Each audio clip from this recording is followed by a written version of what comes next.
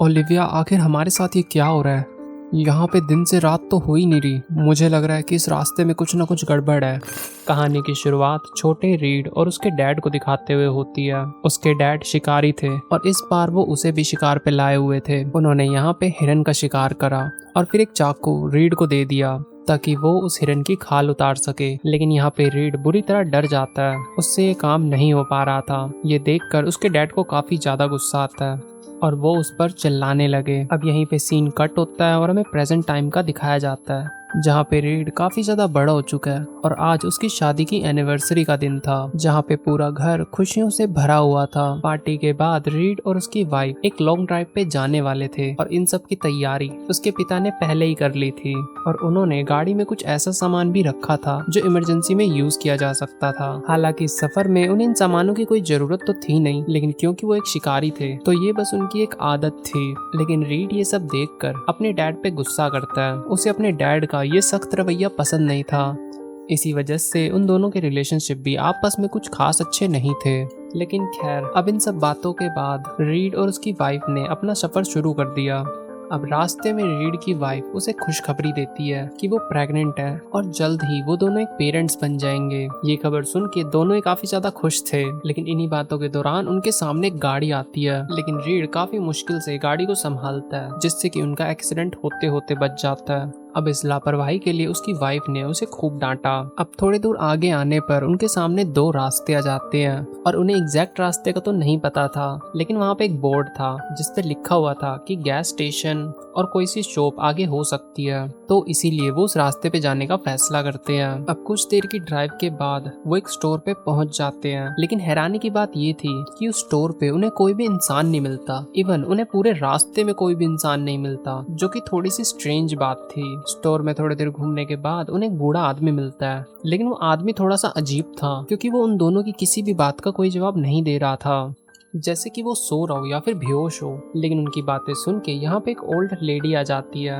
यहाँ पे रीड की वाइफ उस बूढ़ी औरत से रास्ता पूछने लगती है। हालांकि वो बूढ़ी औरत थोड़ी बदतमीजी से बोल रही थी, लेकिन उसने उन दोनों को रास्ता बता दिया और फिर वो दोनों वहाँ से निकलकर अपना सफर जारी रखते हैं। लेकिन अभी यहाँ पे रीड को एक भ्रम दिखाई देता है कि जैसे उसके कार की विंडो पे किसी ने बाल्टी भर के खून फेंक दिया हो। लेकिन अगले ही पल सब कुछ नॉर्मल हो जाता है और उसे ऐसा लगता है कि जैसे ये तो एकदम असली में हुआ हो, लेकिन ये तो सिर्फ उसका भ्रम था। अब ओलिविया यहाँ पे रेडियो को चालू कर देती है। हालांकि यहाँ पे रेडियो पे सिर्फ नॉर्मल गाने बज रहे थे, लेकिन रीड को कुछ और ही सुनाई दे रहा था। एक क्रीपी सी आवाज जो ये कह रही होती है कि तुम्हारी वाइफ तुमसे प्यार नहीं करती। अब कुछ देर बाद उन्हें रोड पे एक बूढ़ा आदमी दिखाई देता है जो कि लिफ्ट मांग रहा होता है। यहाँ पे ओलिविया अपने हस्बैंड को साफ मना कर देती है कि हमें इसे लिफ्ट नहीं देनी चाहिए क्योंकि इसमें कुछ खतरा भी हो सकता है। अब क्योंकि रीड काफी ज्यादा थक चुका था तो अब यहाँ पे ओलिविया ड्राइव करने लगती है। लेकिन यहाँ पे रीड को दोबारा से वो बूढ़ा आदमी दिखाई देता है जो कि वो दोनों कुछ देर पहले उसको क्रॉस कर चुके थे। अब यहाँ पे रीड को ये लगता है कि वो काफी ज्यादा थक चुका है, तो वो यहाँ पे सोने का ट्राई करता है। अब सपने में रीड को ये दिखाई देता है कि उसकी वाइफ एक डायन बन चुकी है और वो उसे मारने की बात कर रही है। और फिर जैसे उसकी आंखें खुलती है तो वो देखता है कि यहाँ पे तो सब कुछ नॉर्मल है, लेकिन यहाँ पे एक चीज जो सबसे ज्यादा अजीब थी वो ये थी कि वो काफी घंटों से ड्राइव कर रहे हैं, लेकिन ये रास्ता तो खत्म ही नहीं हो रहा। अब इस बारे में रीड अपनी वाइफ से पूछता है कि आखिर ये क्या हो रहा है, हम काफी देर से ऐसा लग रहा है इसी रास्ते पे ही चले जा रहे हैं। और जब रीड की नजर मीटर पे जाती है तो वो देखता है कि गाड़ी का पेट्रोल तो बस खत्म होने वाला है। और ऐसा तो तभी हो सकता था कि जब ये 7 घंटे से ज्यादा का ट्रैवल कर रहे हो, क्योंकि रीड को निकलने से पहले ये अच्छे से याद था कि गाड़ी में कितना पेट्रोल था। अब यहाँ पे उन दोनों की बहस होने लगती है, जहाँ पे ओलिविया उसे कह रही होती है कि तुम कुछ ज्यादा ही सोच रहे हो, हम तो बस कुछ मिनट से ही ड्राइव कर रहे हैं। अब यहाँ पे रीड का दिमाग काम करने लगता है और वो सोचता है कि कहीं ऐसा तो नहीं कि हम किसी टाइम लूप में फंस चुके हैं, क्योंकि इतनी देर ड्राइव करने के बाद भी अंधेरा नहीं हुआ।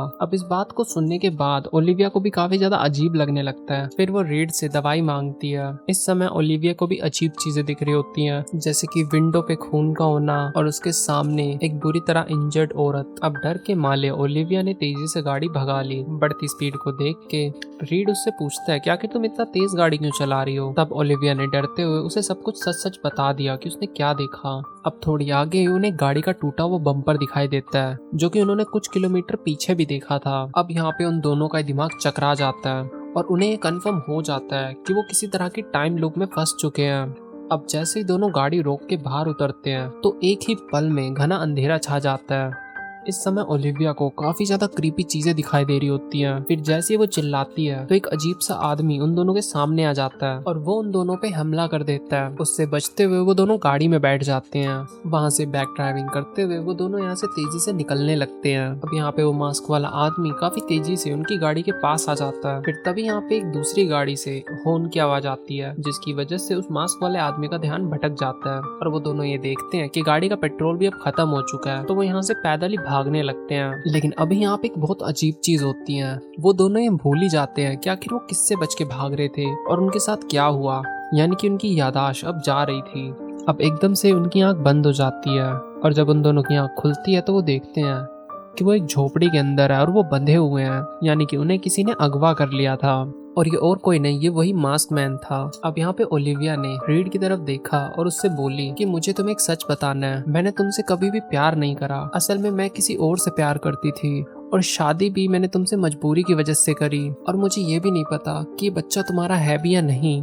इसके बाद जमीन पे पड़े हुए रेडियो में से गाने बजने लगते हैं और उसी गाने के बीच में एक आवाज आती है कि मैंने तुमसे कहा था ना, ये औरत तुमसे प्यार नहीं करती। अब वो दोनों उसी मास्क मैन को देखने लगते हैं जो कि आग के पास बैठा किसी का पैर खा रहा था। वो उठता है और रीड के पास आता है, लेकिन इससे पहले कि वो कुछ करता, किसी दूसरे आदमी ने उस मास्क मैन के सर पे हमला करा और उसे बेहोश कर दिया। इसके बाद वो दोनों भी वहाँ से बच के निकल जाते हैं और रास्ते में उन्हें एक बूढ़ा आदमी दिखाई देता है। यहाँ पे ओलिविया इस जगह के बारे में उस बूढ़े आदमी से पूछती है, जिस पर वो बूढ़ा आदमी उसे जवाब देता है कि ये जगह श्रापित है। इस जगह में तुम एक टाइम लूप में फंस जाते हो और तुम अपनी याददाश्त भी समय के साथ खोने लगते हो। जैसे कि मैं भी भूल चुका हूँ कि आखिर मैं कौन हूँ और कहाँ से आया हूँ, लेकिन मुझे इतना याद है कि मैं हर रोज इसी गाड़ी के पास से गुजरता हूँ। इसके बाद रीड और ओलिविया जंगल के रास्ते से एक दूसरे रोड पे आ जाते हैं, इस उम्मीद में कि वो यहाँ से शायद किसी तरह निकल सके। अब यहाँ पे उन दोनों को रास्ते में एक लेडी दिखाई देती है। पास जाने पर वो देखते हैं ये तो असल में ओलिविया है,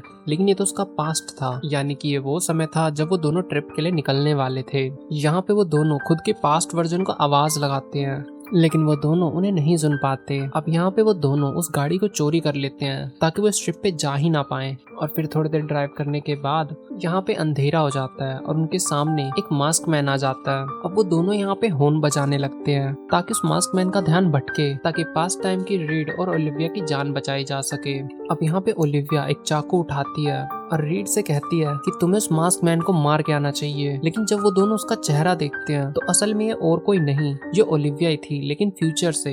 ये देख के उनके मन में पास्ट के काफी सारे ख्याल आने लगे हैं। इसके बाद वो दोनों गाड़ी में बैठते हैं और यहाँ से निकल जाते हैं। लेकिन यहाँ पे वो गाड़ी को बैक ड्राइव कर रहे थे, जिसकी वजह से यहाँ का टाइम और एनवायरनमेंट काफी तेजी से बदल रहा था। यहाँ पे दिन और रातें मिली सेकेंड्स के हिसाब से चेंज हो रही थी। फिर वो उसी रास्ते पे पहुंच जाते हैं जहाँ पे उन्हें 2 मोड़ लेने थे। यहाँ पे रीड जब अपना फोन चेक करता है तो वो देखता है कि उसने काफी सारे साल यहाँ पे बिता चुका है। उसके फ्रेंड्स और फैमिली के काफी सारे मैसेजेस आ रखे थे। लेकिन जब वो दूसरी तरफ ओलिविया को देखता है तो वो देखता है कि अब वो नहीं रही। इस चीज को देख के वो काफी ज्यादा दुखी हो जाता है और वो सोचता है कि अब उसके जीवन में अब कुछ भी नहीं रहा। अब वो उसी रास्ते पे चलने लगता है जहाँ से वो आया था। लेकिन तब वो ये नोटिस करता है कि उस बूढ़े आदमी ने भी वही कपड़े पहने हुए थे जो कि उसने पहने हैं, यानी कि वो बूढ़ा आदमी और कोई नहीं बल्कि वो खुद था। अब कुछ देर चलने के बाद वो ये देखता है कि उसके सामने एक छोटी सी बच्ची है जो कि ओलिविया जैसी दिख रही है और उसके पास एक फोटो भी है और ये फोटो उसकी गाड़ी में रखी हुई थी, यानी कि ओलिविया के किसी वर्जन ने इस बच्ची को जन्म दिया था। अब इसी सीन को दिखाते हुए ये स्टोरी यहीं पे खत्म हो जाती है।